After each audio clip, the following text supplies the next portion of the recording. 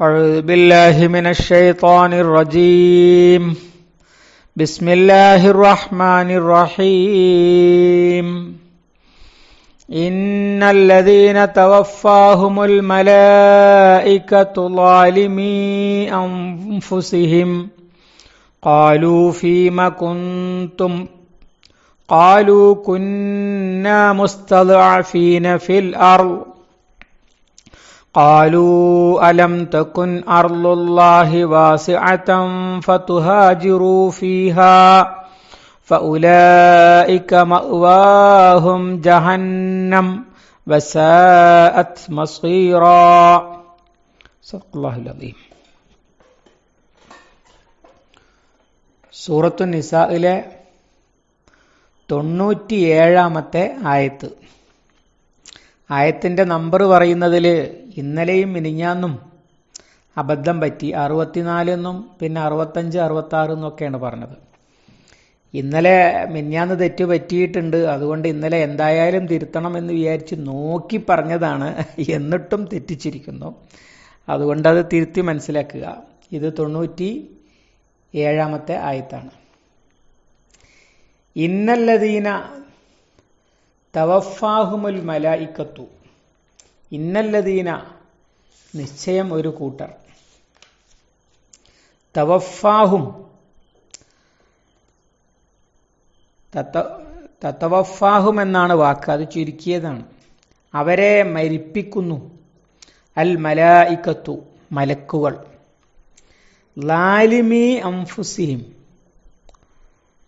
സ്വന്തത്തിനോടുള്ള ലാലിമുകളായിട്ട്, അഥവാ സ്വന്തത്തോട് അതിക്രമം ചെയ്തവരായ അവസ്ഥയിൽ. ഖാലു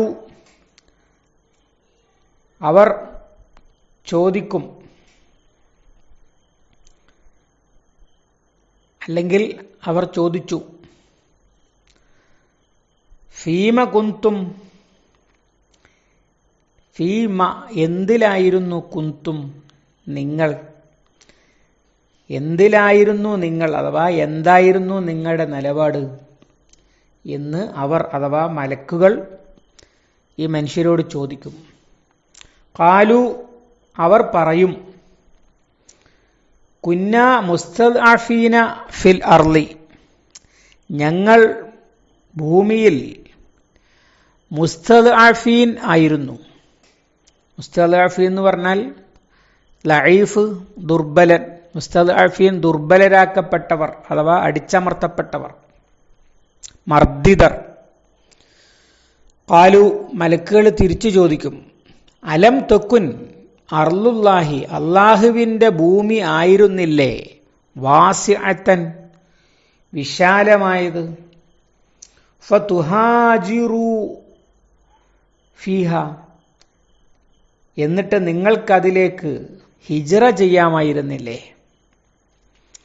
ഫഉലൈക മഅവാഹും ജഹന്നം അക്കൂട്ടരുടെ സങ്കേതം നരകം, ജഹന്നമാകുന്നു.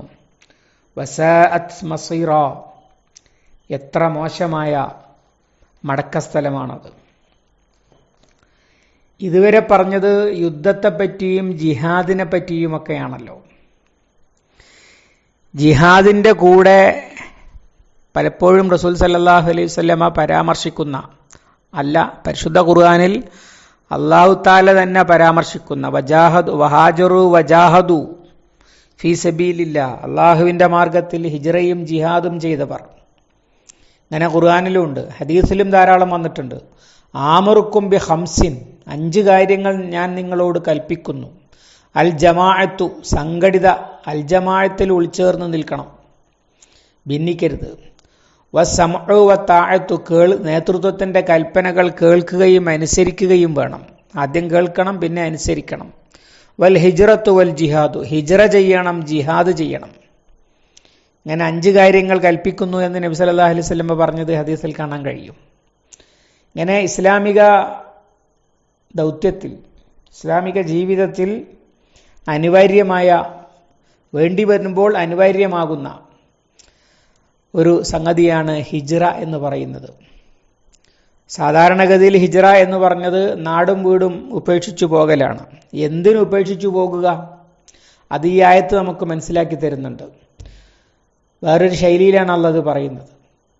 അല്ലദീന ഇന്നല്ലദീന തതവഫാഹുമുൽ മലായിക്കത്തു ലാലിമി അൻഫുസിഹിം, സ്വന്തത്തോട് അക്രമം ചെയ്തവരായ അവസ്ഥയിൽ മലക്കുകൾ മരിപ്പിക്കുന്ന ആളുകൾ. എന്താ സംഭവം എന്ന് വെച്ചാൽ, ഈ ആയത്തിറങ്ങുന്ന സന്ദർഭത്തിൽ മക്കയിൽ കുറേ ആളുകൾ, നേരത്തെ നമ്മൾ പറഞ്ഞല്ലോ മുനാഫിക്കുകൾ അവിടെ മദീനയിലേക്ക് ഹിജ്റ ചെയ്ത് വരാൻ കൂട്ടാക്കാതെ വേറെ പല വഴിയും സ്വീകരിച്ച ആളുകളുണ്ട്. ദുർബല വിശ്വാസികൾ അങ്ങനെയുണ്ട്. ചിലർ ഒരു തന്ത്രം എന്നുള്ള നിലക്കത് സ്വീകരിച്ചവരുണ്ട്, ഈമാൻ ഉള്ളവർ തന്നെ. അങ്ങനെയൊക്കെയുള്ള സാഹചര്യത്തെ സംബന്ധിച്ച് പറഞ്ഞല്ലോ മുകളിലെ ആയത്തുകളിൽ. ഇനി അത് ആ ആളുകളിൽപ്പെട്ട ചില ആളുകളെ പറ്റിയാണ് ഈ പറയുന്നത്. അവർ ലാലിമി അംഫുസിഹിമാണ്, സ്വന്തത്തോട് അക്രമം ചെയ്തവർ എന്ന് പറഞ്ഞാൽ അള്ളാഹുവിൻ്റെ മാർഗത്തിൽ അള്ളാഹു പറഞ്ഞതുപോലെ ജീവിക്കാൻ നാട്ടിൽ അനുവദിക്കുകയില്ല. മുസ്ലിമാണെന്ന് അറിഞ്ഞാൽ വീട്ടിൽ വലിയ പ്രശ്നമുണ്ടാകും, നാട്ടിൽ അതിനേക്കാളും വലിയ പ്രശ്നമുണ്ടാകും എന്നൊക്കെ ഭയന്നിട്ട് ഇസ്ലാം അനുസരിച്ചല്ലാതെ ജീവിച്ച ആളുകൾ, അവരെ പറ്റിയാണ് ഈ ലാലിമീന അംഫുസിഹിം, ലാലിമൂന അംഫുസിഹിം, സ്വന്തത്തോട് അക്രമം ചെയ്തവർ എന്ന് അല്ലാഹു തആല പറയുന്നതിൽ ഒന്ന്. ആ കൂട്ടത്തിൽ ചില ആളുകൾ ശത്രുക്കളോടൊപ്പം ഇസ്ലാമിനെതിരിൽ യുദ്ധത്തിന് വരേണ്ടി വരികയും എന്നിട്ട് ആ യുദ്ധത്തിൽ ഇസ്ലാമിൻ്റെ ഭടന്മാരാൽ അവർക്ക് പരിക്കേൽക്കുകയും പോലും ചെയ്തിട്ടുണ്ട്. അതും അവരോട് ചെയ്ത അക്രമം തന്നെയാണ്. ഇസ്ലാമിനെതിരെ യുദ്ധത്തിന് വരികയാണ്, ഇസ്ലാം ഉള്ളിൽ അംഗീകരിച്ചയാൾ. മദീനയിലും ഉണ്ടായിരുന്നു ഇത്തരത്തിൽപ്പെട്ട ചില ആളുകൾ എന്ന് പണ്ഡിതന്മാർ പറയുന്നുണ്ട്. അഥവാ മുസ്ലിമാണ് എന്നറിഞ്ഞാൽ വലിയ കഷ്ടനഷ്ടങ്ങൾ അനുഭവിക്കേണ്ടി വരും. അതുകൊണ്ട് ഇസ്ലാം സത്യമാണെന്ന് മനസ്സിലായിട്ടും അത് തത്വത്തിൽ അംഗീകരിച്ചിട്ടും വെളിപ്പെടുത്താതെ ഇങ്ങനെ അഭിനയിച്ച് കഴിയുക. എന്നിട്ട് ആ അഭിനയം നടക്കാൻ വേണ്ടി ഇസ്ലാമിക വിരുദ്ധമായ കാര്യങ്ങൾ പലതും അവർ ജീവിതത്തിൽ ചെയ്യേണ്ടി വരിക, ഇസ്ലാമിനെതിരിൽ ഉള്ള ആളുകളുടെ കൂടെ പോലും കൂടേണ്ടി വരിക. അങ്ങനെ ഇരിക്കുന്ന ആളുകൾ മരിക്കുന്ന സമയത്ത് അവരെ മരിപ്പിക്കുമ്പോൾ എന്നാണ് ഖുൽ യതവഫാക്കും മലക്കുൽ മൗത്തില്ലദീ വുക്കില ബിക്കും, നിങ്ങളെ മരിപ്പിക്കാൻ ഏൽപ്പിച്ച മലക്ക് മരിപ്പിക്കുക തന്നെ ചെയ്യും എന്ന് പറഞ്ഞിട്ടുണ്ടല്ലോ സൂറത്തു സജദയിൽ. അതാണ് ഇവിടെയും ഉദ്ദേശിച്ചത്. മലായിക്കത്ത് എന്ന് മൊത്തത്തിൽ പറഞ്ഞത് മലക്കുകളുടെ ഡിപ്പാർട്ട്മെന്റ് എന്ന് പറയുന്ന മാതിരിയാണ്. വിദ്യാഭ്യാസ ഡിപ്പാർട്ട്മെന്റ് തീരുമാനിച്ചു എന്ന് പറഞ്ഞാൽ അതിൽ കുറച്ച് ആളുകളാണല്ലോ തീരുമാനിക്കൽ. എന്നതുപോലെ മരിപ്പിക്കാൻ ഏൽപ്പിക്കപ്പെട്ട മലക്കുൽ മൗത്താണ് വരിക. പക്ഷെ അത് മൊത്തത്തിൽ അതിൻ്റെ ഉത്തരവാദിത്വം മൊത്തം മലക്കുകളെ ചേർത്ത് അല്ലാഹ് പറഞ്ഞു. കാരണം ഇവിടെ ആര് മരിപ്പിക്കുന്നു എന്നതല്ല വിഷയം, പകരം മരിക്കുന്നു എന്നതാണ്. അതുകൊണ്ട് മലക്കുകളെ കുറിച്ച് പറയലല്ല ഇവിടുത്തെ പണി. ആ മലക്കുകൾ ചോദിക്കും, ഫീമ കുന്തും, എന്ത് പറ്റിപ്പോയി നിങ്ങൾക്ക്? അഥവാ തൗഹീദും റിസാലത്തും ആഖിറത്തുമൊക്കെ മനസ്സിലായവരും അംഗീകരിച്ചവരുമാണ്, തത്വത്തിൽ ഉൾക്കൊണ്ടവരാണ്. പക്ഷേ അതിനനുസരിച്ച് ജീവിക്കാൻ അവർ തുടങ്ങിയിട്ടില്ല. കാരണം മറ്റുള്ളവരിൽ നിന്നുള്ള എതിർപ്പുകളും വിമർശനങ്ങളും ശല്യങ്ങളും ഒക്കെ ഭയന്നുകൊണ്ട്. അതുകൊണ്ടാണ്, എന്നിട്ട് അതിന് വിരുദ്ധമായ ഒരുപാട് കാര്യങ്ങൾ അവർ ചെയ്യേണ്ടിയും വന്നിരിക്കുന്നു. അതുകൊണ്ടാണ് ചോദ്യം. മറുപടി കാലു കുന്ന മുസ്തദഅഫീന ഫിൽ അർദ്, ഞങ്ങൾ പാവങ്ങളായിരുന്നു. അഥവാ ഞങ്ങൾ ജീവിച്ചത് ഇങ്ങനെ മുസ്ലിമാണെന്ന് പുറത്തു പറയാൻ പോലും പറ്റാത്ത നാട്ടിലായിരുന്നു. അതുകൊണ്ട് ഞങ്ങൾ ഇങ്ങനെയൊക്കെ തന്നെ ജീവിക്കാനേ ഞങ്ങൾക്ക് പറ്റുകയുണ്ടായിരുന്നുള്ളൂ എന്നൊക്കെയുള്ള എക്സ്ക്യൂസ് മരിക്കണ നേരത്തും മലക്കുകളോട് പറയും അവർ. മലക്കുകൾ തിരിച്ചു ചോദിക്കും, കാലു അലം തക്കുൻ അർളുല്ലാഹി വാസിഅത്തൻ ഫതുഹാജിറു ഫീഹാ, അള്ളാന്റെ ഭൂമി വിശാലമായിരുന്നില്ലേ, നിങ്ങൾക്ക് അതിൽ ഹിജറ ചെയ്യാമായിരുന്നല്ലോ. എന്ന് പറഞ്ഞാൽ ഈ നാട്ടിൽ തന്നെ കുടുങ്ങിക്കിടക്കാൻ ആര് പറഞ്ഞു നിങ്ങളോട്? ഭൂമിയിൽ വേറെ എത്ര സ്ഥലമുണ്ടായിരുന്നു, അങ്ങോട്ട് പോകാമായിരുന്നല്ലോ എന്നാണ് മലക്കുകളുടെ ചോദ്യം. ഫൗലായിക മഅ്വാഹും ജഹന്നം, എന്നിട്ട് അവരെ നരകത്തിലേക്കാണ് പിന്നെ കൊണ്ടുപോകുക. നബി സല്ലല്ലാഹു അലൈഹി വസല്ലമയുടെ ഇസ്ലാമിക ചരിത്രത്തിൽ 2 ഹിജ്റ നമുക്ക് പ്രധാനമായത് കാണാൻ കഴിയും. ഒന്ന് അബീസീനിയയിലേക്കുള്ള ഹിജ്റ, 2 മദീനയിലേക്കുള്ള ഹിജ്റ. നബി സല്ലല്ലാഹു അലൈഹി വസല്ലമയുടെ കൽപ്പന പ്രകാരമാണ് അബീസീനിയയിലേക്ക് പോയത്. ഹിജ്റയുടെ സാങ്കേതിക വശങ്ങൾ ഫുഖഹാക്കളും ചർച്ച ചെയ്തത് നമുക്ക് കാണാൻ കഴിയും. ഹിജ്റ നിർബന്ധമാകണമെങ്കിൽ 2 കാര്യങ്ങൾ വേണം. ഒന്ന്, നിൽക്കുന്ന നാട്ടിൽ ഈ നമ്മളുടെ നാട് എന്ന് പറയുന്നത് നമ്മൾ തീരുമാനിക്കേണ്ടതല്ലല്ലോ സാധാരണഗതിയിൽ. അല്ലാഹു തആല ഉദ്ദേശിച്ചെടുത്ത് അവൻ നമ്മെ സൃഷ്ടിച്ചതാണ്. അവിടെ നമ്മൾ ജനിച്ചു വളർന്ന നാടാണ്. അവിടെ ഇസ്ലാമികമായി ഒരു നിലക്കും ജീവിക്കാൻ വയ്യ എന്നുള്ളൊരവസ്ഥ വരണം. ഈ ആയത്ത് നമ്മൾ നന്നായി പഠിക്കണം. ഈ ആയത്ത് ദുർവ്യാഖ്യാനിച്ചുകൊണ്ടാണ് ഈ ISIS എന്നൊക്കെ പറയുന്ന വ്യാജ ഇസ്ലാമിക ഖിലാഫത്ത്വാദികൾ ആളുകളെ പറ്റിച്ച് ഇവിടെ നിന്നൊക്കെ അങ്ങോട്ട് പലരെയും വണ്ടി കയറ്റിയത്. അവരുടെ കുഴപ്പം എന്താണെന്ന് വെച്ചാൽ യഥാർത്ഥത്തിൽ ഹിജ്റ എപ്പോഴാണ് വേണ്ടി വരിക, ചെയ്യേണ്ടത് എപ്പോഴാണെന്നും ചെയ്യാൻ പാടില്ലാത്തത് എപ്പോഴാണെന്നും അവർ പഠിച്ചിട്ടില്ല എന്നുള്ളതാണ്. ഹിജ്റ നിർബന്ധമാകണമെങ്കിൽ മാത്രമല്ല, ഹിജ്റ അനുവദനീയമാകണമെങ്കിൽ തന്നെ ആ ജീവിക്കുന്ന നാട്ടിൽ ഇസ്ലാമികമായി ഒരു നിലക്കും കഴിയില്ല എന്നുള്ള അവസ്ഥ വരണം. ആ അവസ്ഥ വരാതെ ഹിജ്റ പോയ ആളാണ് യൂനുസ് നബി അലൈഹിസ്സലാം. അദ്ദേഹത്തെ അല്ലാഹു തആല ശിക്ഷിക്കുകയും വലാ തകുൻ ക സാഹിബുൽ ഹൂത്ത്, ആ മത്സ്യത്തിന്റെ ആളെപ്പോലെ താങ്കൾ ആവരുത് എന്ന് റസൂൽ സല്ലല്ലാഹു അലൈഹി വസല്ലമയെ ഉണർത്തുകയും ചെയ്തതാണ്. കാരണം എന്താണ്? പോകാൻ പാടില്ലാത്തയിടത്തുനിന്ന് പോയി എന്നതാണ് പ്രശ്നം. നമ്മുടെ രാജ്യം അതുപോലുള്ള ഒരു സ്ഥലമാണ്. ഭരണഘടനയിൽ തന്നെ മതസ്വാതന്ത്ര്യം, അതും മതപ്രചരണ സ്വാതന്ത്ര്യം വരെ മൗലികാവകാശമായി എഴുതി ചേർത്തിരിക്കുന്ന ഒരു നാട്. സ്വാഭാവികമായി മുസ്ലിങ്ങൾ ഒരു കാരണവശാലും ഇവിടുന്ന് പോകുകയല്ല വേണ്ടത്, പോകാൻ പാടില്ല.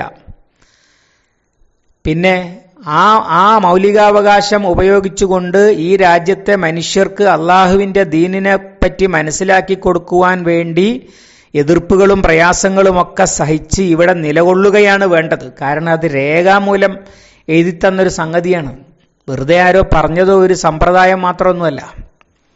അതുകൊണ്ട് തന്നെ ഇന്ത്യയിലെ മുസ്ലിങ്ങൾക്ക് ഇന്ത്യയിൽ നിന്ന് ഹിജ്റ പോകൽ അനുവദനീയമാകുകയില്ല യഥാർത്ഥത്തിൽ.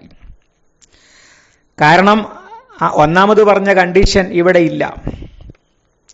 രണ്ടാമത്, അങ്ങനെ പോയിട്ട് ഇതിനേക്കാളും നന്നായിട്ട് ജീവിക്കാൻ സൗകര്യപ്പെടുന്ന ഒരു നാട് വേറെ വേണം. അത് രണ്ട് നിലക്കുണ്ടാകും. ഒന്ന് ഇസ്ലാമിൻ്റെ നാട്, രണ്ട് ഇസ്ലാമിനെ പൊറുപ്പിക്കുന്ന നാട്. അബീസീനയിലേക്കുള്ള ഹിജ്റ രണ്ടാമത് പറഞ്ഞതാണ്. അവ ഇസ്ലാമിൻ്റെ നാടല്ല, പക്ഷേ മുസ്ലിങ്ങളെ നബി സല്ലല്ലാഹു അലൈഹി വസല്ലം തന്നെ പറഞ്ഞത് അവിടെ ആളുകൾ ആക്രമിക്കപ്പെടുകയില്ല എന്നാണ്. നബി സല്ലല്ലാഹു അലൈഹി വസല്ലമക്ക് വഹിയിലൂടെയൊക്കെ കിട്ടിയ വിവരത്തിൻ്റെ അടിസ്ഥാനത്തിലാണ് അറേബ്യയിൽ നിന്ന് ആഫ്രിക്കയിലെ എത്യോപ്യയിലേക്ക് ആളുകളെ പറഞ്ഞേക്കുന്നത്. അതിൻ്റെ കാരണം നജാഷിയെ സംബന്ധിച്ച് അള്ളാഹ് കൊടുത്ത വിവരമാണ്. അവിടെ ആളുകൾ ആക്രമിക്കപ്പെടുകയില്ല എന്നാണ് റസൂലുള്ളാഹി പറഞ്ഞ കാരണം. അങ്ങനെ അക്രമമില്ലാത്തടത്ത് അവിടെ പോയിട്ട് ഇസ്ലാമികമായിട്ട് ജീവിക്കാൻ പറ്റും. അവിടേക്ക് പോകാൻ ഇസ്ലാമിക നേതൃത്വമാകുന്ന റസൂൽ സല്ലല്ലാഹു അലൈഹി വസല്ലമയുടെ കൽപ്പനയാണ് മൂന്നാമത്തത്. ഇസ്ലാമിക നേതൃത്വം കൽപ്പിക്കണം, നിങ്ങൾ വേണ്ടത് ഹിജ്റ പോകുകയാണ് എന്ന്. അതുവരെ പോകാൻ പാടില്ല. അതുകൊണ്ടാണ് അതുവരെ സഹാബിമാർ പോകാതിരുന്നത്. മദീനയിലേക്കും അങ്ങനെ തന്നെയാണ്. റസൂൽ സല്ലല്ലാഹു അലൈഹി വസല്ലമ കൽപ്പിക്കുമ്പോഴാണ് പോകുന്നത്. ഇങ്ങനെ പോകുന്നതിൻ്റെ പേരാണ് ഹിജ്റ എന്ന് പറയുന്നത്. ഇത് എസ്കേപ്പ് അല്ല, തടി സലാമത്താക്കലല്ല. പകരം ഇസ്ലാമികമായ ഉന്നമനത്തിന്, ഇസ്ലാമികമായ പുരോഗതിക്ക്, മുന്നോട്ടുപോക്കിന് ഉള്ള മറ്റൊരു വഴി ഇതാണ് എന്ന് പറഞ്ഞ് വേറൊരു ഓപ്ഷൻ സ്വീകരിക്കുന്നതിൻ്റെ പേരാണ് യഥാർത്ഥത്തിൽ ഇസ്ലാമിലെ സാങ്കേതികമായ ഹിജ്റ എന്ന് പറയുന്നത്. മദീനയിലേക്കുള്ള ഹിജ്റ ഇസ്ലാമികമായ ഒരു സമൂഹവും രാജ്യവും രൂപപ്പെട്ട ശേഷം ഇസ്ലാമിക നേതൃത്വമാകുന്ന റസൂലുള്ളാഹി കൽപ്പിക്കുകയാണ്. അതോടനുബന്ധിച്ച്, ശേഷമല്ല, ഒപ്പം തന്നെ. സ്വാഭാവികമായിട്ടും അവര് മോമിനാകണമെങ്കിൽ അവരെ ഹിജ്റ ചെയ്തതിൽ നിർബന്ധമാക്കുകയാണ്. അപ്പോൾ വലാ തുമിനു ഹത്താ തുഹാജിറു, അവർ മോമിനാകുകയില്ല അവർ ഹിജ്റ ചെയ്യുന്നത് വരെ. ഈ സൂറത്തിലും വന്നല്ലോ അത്തരം ഒരു പരാമർശം. അവരെ വലിയകളായി സ്വീകരിക്കരുത് അവർ ഹിജ്റ ചെയ്യുന്നത് വരെ എന്ന്. കാരണം ഹിജ്റ നിർബന്ധമായൊരു കാര്യമാണ് കൽപ്പിക്കപ്പെട്ടാൽ. ഇതാണ് സാങ്കേതികമായി ഹിജ്റ എന്ന് പറയുന്നത്. അങ്ങനെ പോകാൻ മനഃപൂർവ്വം അതിനൊന്നും ഞാൻ തയ്യാറില്ല, നാടും വീടും, ആദർശത്തിന് വേണ്ടി നാടും വീടും ഉപേക്ഷിക്കാനൊന്നും എന്നെ കിട്ടുകയില്ല, ഇവിടെ നടക്കുന്ന വല്ല കാര്യമുണ്ടെങ്കിൽ നടക്കട്ടെ എന്നൊക്കെ തീരുമാനിച്ച് കുഫറിന്റെ നാട്ടിൽ അവിടെ തന്നെ കൂടി കുഫറുമായിട്ട് ഒട്ടിക്കഴിഞ്ഞ ആളുകൾ പറ്റിയാണ് ലാലിമൂൻ അംഫുസിഹിം, സ്വന്തത്തോട് അക്രമം ചെയ്തവർ എന്ന് പറയുന്നത്. അവരെ പറ്റിയാണ് ഇവിടെ ലാലിമി അംഫുസിഹിം എന്ന് പറഞ്ഞത്. അവർ സ്വന്തത്തോട് അക്രമം ചെയ്തവരാണ്. ഫഉലൈക മഅവാഹും ജഹന്നം, അവർക്ക് നരകമാണുള്ളത്. മക്കയിൽ നിന്ന് മദീനയിലേക്കുള്ള ഹിജ്റയെ സംബന്ധിച്ച് മക്ക ഫതഹ് ആയതോടുകൂടി റസൂലുള്ളാഹി പറഞ്ഞത് ലാ ഹിജ്റത ബഅദൽ ഫത്ഹി, ഫതഹിന് ശേഷം ഹിജ്റയില്ല. അഥവാ പിന്നെ ഒരാൾ മൂമിനാകണമെങ്കിൽ, മക്ക ഫതഹ് ആയതിനു ശേഷം മൂമിനാകണമെങ്കിൽ മക്കയിൽ നിന്ന് മദീനയിലേക്ക് ഹിജ്റ ചെയ്തു കൊള്ളണം എന്ന ഒരു നിയമമില്ല. ഹിജ്റ ചെയ്താൽ തന്നെ അതൊരു താമസം മാറൽ മാത്രമായിട്ടേ പരിഗണിക്കുകയുള്ളൂ, അല്ലാതെ അയാളെ മുഹാജിറായി പരിഗണിക്കുകയും ഇല്ല. വലാക്കിൻ ജിഹാദുൻ വ നിയ്യത്തുൻ, അവിടെ തന്നെ റസൂലുള്ളാഹി പഠിപ്പിക്കുകയാണ്. പക്ഷേ ജിഹാദും നിയ്യത്തുമുണ്ട്. അഥവാ സ്വന്തത്തെയും കുടുംബത്തെയും രാജ്യത്തെയും ലോകത്തെയും അള്ളാഹുവിന്റെ മുസ്തഖീമായ സിറാത്ത് അനുസരിച്ച് ജീവിക്കുന്ന പുലരുന്ന തരത്തിലാക്കിയെടുക്കുവാൻ വേണ്ടിയുള്ള ത്യാഗപരിശ്രമങ്ങളുണ്ട്. വ നിയ്യത്തുൻ, വേണ്ടി വന്നാൽ എപ്പോൾ വേണമെങ്കിലും എന്തും ഉപേക്ഷിക്കുവാനുള്ള സന്നദ്ധതയും ഉണ്ടാകണം. ഇപ്പൊ പോകണ്ട എന്നേ ഉള്ളൂ, ഒരു കാലത്തും പോകേണ്ടി വരില്ല എന്നൊന്നും പറഞ്ഞതിനർത്ഥമില്ല. വേണ്ടി വന്നാൽ എന്നും പോകാൻ, എന്തും ഉപേക്ഷിക്കുവാനും സത്യവിശ്വാസി ആണെങ്കിൽ റെഡി ഉണ്ടായിരിക്കണം എന്നാണ് പറഞ്ഞതിന്റെ അർത്ഥം. ഇവിടെ ചർച്ചയിലൊക്കെ വരുന്ന ഹിജ്റ എന്ന് പറയുന്നത് സാധാരണഗതിയിൽ നാട് വിടുന്നതിനെ പറ്റിയാണ്, പലായനം എന്നൊക്കെ പറയാറുള്ളത്. യഥാർത്ഥത്തിൽ ഹിജ്റ എന്ന് പറയുന്നത് പലായനത്തിൽ മാത്രം ഒതുങ്ങുന്നതല്ല. അത് നമ്മളിലൊക്കെ വേണ്ടിവരുന്ന സന്ദർഭങ്ങൾ വരാം.